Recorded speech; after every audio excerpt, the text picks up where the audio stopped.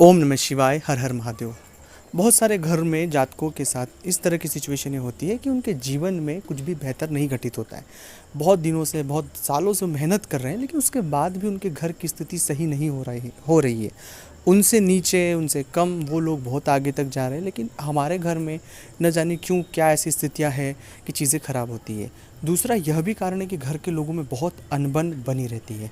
तीसरा है कि कोई व्यक्ति घर में होता है जो इतना अपनी चलाता है चीज़ों को लेकर, अकल है नहीं, लेकिन उस घर को इस तरह से वो चलाना चाह रहा है कि सब, जैसे उन्हें सब कुछ चीज़ें आती हैं और वहाँ से चीज़ें ख़राब हो जाती है।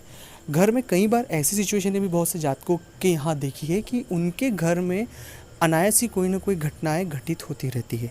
जैसे मान लीजिए कोई दुर्घटना हो गई, कोई विवाद हो गया, कोई ना कोई इस तरह का खर्च आ गया, कोई धोखाधड़ी हो गई, आग से हानि हो गई, मतलब नुकसान किसी भी चीज़ से कभी भी उनके यहाँ आते ही रहता है। यह सभी परिस्थितियाँ सामान्य स्थितियों में मैं नहीं कह रहा हूँ कि जी सामान्य रूप से छोटा मोटा नुकसान हमेशा होता रहे, लेकिन यह तो बहुत ज़्यादा ही हद तक हमें परेशान कर रहा है।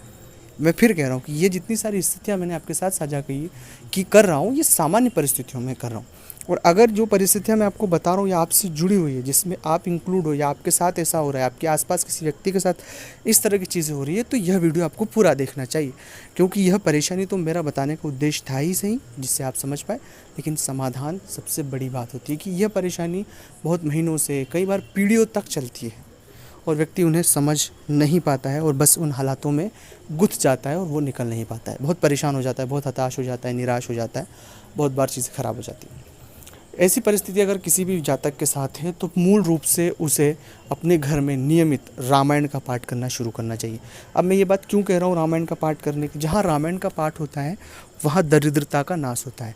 दरअसल घर में बहुत ज़्यादा नकारात्मकता होने की वजह से बहुत ज़्यादा नेगेटिव वाइब्रेशन हमारे घर में हो जाता है। तो रामायण का पाठ करने से, बजरंग बाण का पाठ करने से, हनुमान चालीसा का पाठ करने से, हनुमान चालीसा और बजरंग बाण के पाठ से भी ज़्यादा इफेक्टिव परिणाम जो मिलता है वो रामायण का पाठ करने से। तो रामायण को पढ़ना शुरू करें, अपने घर में नियमित रूप से पढ़ना शुरू करें।